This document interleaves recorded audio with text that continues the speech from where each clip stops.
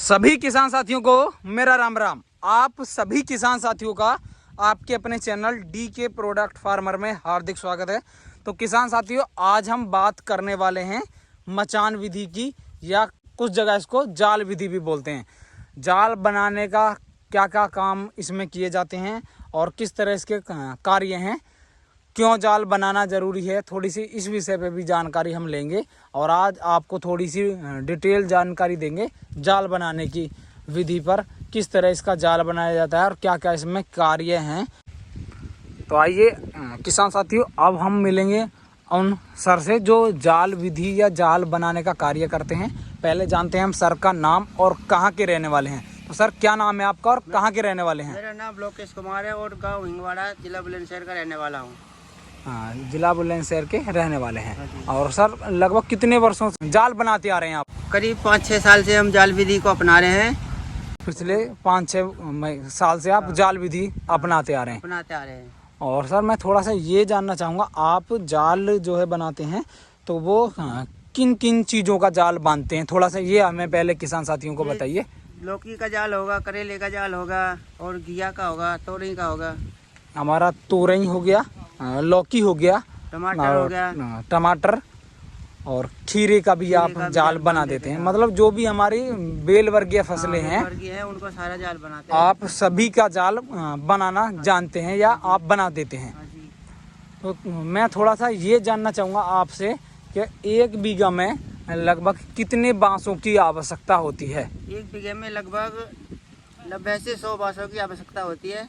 90 से 100 बांस 1 बीघे में लगेंगे। हाँ जी। और वो रकबे के ऊपर है, मतलब आपका 5 विषय का है या? हाँ, आपको जितना रखवा उतना उसमें ज़्यादा बांस लगेंगे। ज़्यादा बांस लगेंगे। तो मैं जानना चाहूँगा, आपके यहाँ इस क्षेत्र में कितने विषय का बीघा है? 5 का। 5 विषय का आपके यहाँ 1 बीघा है।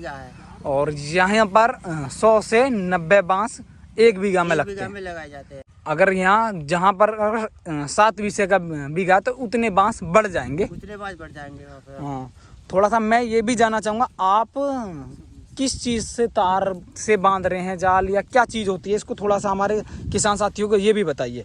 ये बांस को हम तार और पत्ती की से उपयोग करते हैं। अच्छा, तार और पत्ती की रुकावट करते हैं। उसी से खड़ा होता है और इसी से इसका स्ट्रक्चर रुकता है। और थोड़ा सा मैं ये जानना चाहूँगा, पत्ती किस तरह की होती है, थोड़ा सा हमारे किसान साथियों को दिखाइए। पत्ती ये होती है जी, ये पत्ती है, ये बहुत मजबूत है। अच्छा, पत्ती क्यों बोलते हैं, थोड़ा पत्ती क्या है ये थोड़ा सा तो हमारे किसान साथियों को उस चीज़ को दिखाइए। पत्ती किस चीज़ को बोलते हैं, यहाँ कैसी पत्ती होती है? पत्ती ये चौकटी होती है, ये चौकटी पत्ती होती है। इसको हम बांसों को रोका जाता है इसको। अच्छा, इसको गड्ढा खोदते हैं कम से कम 3 फुट का, इसको जमीन के अंदर डालते हैं और इससे ये बांस हमारे खड़े होते हैं। ये पत्ती है चौखंटी, चौकटी पत्ती है ये, और इसको इसलिए पत्ती बोलते हैं आपके यहाँ? पत्ती बोलते हैं हमारी भाषा में इसको। और यहाँ जो आपने जो चीज पकड़ी हुई है, इसको क्या बोलते हैं अभी फिलहाल? इसको बोलते हैं स्टे। अच्छा, इसको आपके यहाँ स्टे बोला जाता है। स्टे का मतलब है आप एक तरीके से फाउंडेशन बना रहे हैं। हाँ, एक लोकल फाउंडेशन बना रहे हैं जिससे कि हमारे बांस खड़े हो जाए। हाँ, जिससे बांस की सपोर्ट बनेगी। और भाई जब हम बिल्डिंग बनाते हैं तो उसके लिए भी हम नीचे नीम खोदते हैं। तो ये नीम की मजबूताई या रोकने के लिए स्ट्रक्चर को एक स्टे का रूप दिया हुआ है, बनाया जाता है। हम देसी फार्मूला अपनाते हैं। जी। तो अपने ये लगभग कितनी गहराई तक जमीन में अंदर होता है? गहराई तक ये होता है जी 4 फुट से 4-4.5 तक होती है। मतलब ये पूरी जो ईंट है जो जमीन में अंदर रहती है भाई, ये इतना रहता है बस, जाके हमारे को एक पत्ती चले जाए जी। फिर इसके अंदर आप पत्ती बढ़ाते हैं या तार भी रोकते हैं, वो थोड़ा सा हम आपको दिखाएंगे।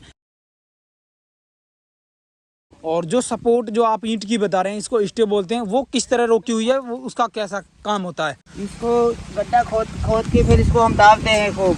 इसके अंदर ये ईंट है, इसको अच्छा, नीचे चली जाती है ये ईंट। जो ये आपके अब हाथ में है, ये ईंट इसमें भी मौजूद है, पर वो नीचे जमीन के अंदर है। जमीन है 3 फुट नीचे जमीन में अंदर है। और इसके स्ट्रक्चर को रोकने के लिए आपने एक तो बीच में ये पत्ती निकाली हुई है। हाँ, ये पत्ती निकाली हुई है। और जो ये पत्ती आ रही है, ये सुधा हमारी बांस से आ रही है। और ये बांस को मतलब एक तरीके से रोकने के लिए है। ये पूरा तरह मतलब आपका एक बांस रुकने का एक ये है। लाइन रुकने के लिए हम इसको इसके अंदर करते हैं। इसके अंदर मिट्टी में आपके नीचे जमे हो गई। ये आपने बता दिया स्टिक के विषय में। आपने फिर बताया आप बांस रोकने के लिए इस तरह उसको खींचते भी हैं। और इसको पत्ती जब बांध देते हैं आप तो इसको क्या बोला जाता है, थोड़ा सा ये और बताइए। चौकठा बोला जाता है इसको। जो हमारा ये तैयार हो जाता है चारों तरफ से तो हम इसको चौकठा बोलते हैं। अच्छा, जब हमारी पत्ती टोटल खिंच जाएगी पूरे खेत में तो उसको चौकटा बोलते हैं। इसको। चौकटा खड़ा हो जाने के बाद फिर आप इसमें क्या क्या डालते हैं? और उसके बाद में हम एक बीच में तार डालते हैं। ये जैसे जो गैप है ये आपका, जो ये गैप रह जाता है तो उसको पूरा करने के लिए आप फिर बीचों बीच अगर पत्ती भी डाल देते हैं, अगर फालतू है किसान के पास डाल देते, नहीं तो तार डालते हैं। और तार भी मैं देखना चाहूँगा किस तरह का तार आप डालते हैं। तो ये हमारा होता है जी 2 mm का ये, और ये इससे मोटा है थोड़ा 2.5 mm का। 2 और 2.5 mm का जो तार है या उसकी इसको आप बीच में डालते हैं। बीच में डालते हैं, गैप रह जाता है जो उसमें डालते हैं। जो गैप है हमारा उसमें आप डालते हैं। और फिर आप तार के बाद भी और कुछ ऐसा क्या डालते हैं? ऐसा उसके बाद में डालते हैं सुतली या प्लास्टिक।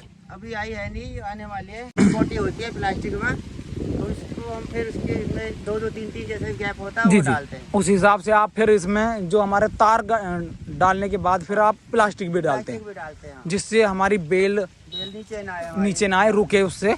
और किस तरह के इसमें कार्य किए जा रहे हैं थोड़ा सा हम आपको अब वीडियो में दिखाने वाले हैं। किसान साथियों, पहले हम अब जानेंगे सर का मोबाइल नंबर। यदि कोई किसान साथी अपना जाल लगवाने के इच्छुक हैं तो आप संपर्क कर सकते हैं सर से।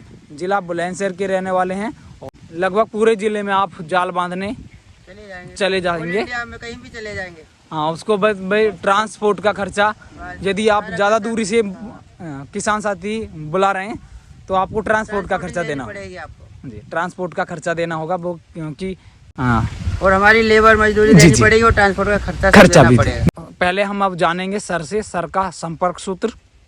तक क्या संपर्क सूत्र है सर आपका? मेरा मोबाइल नंबर 87 430 95 329। तो हम अब दूसरा और कॉन्टैक्ट नंबर जानते हैं।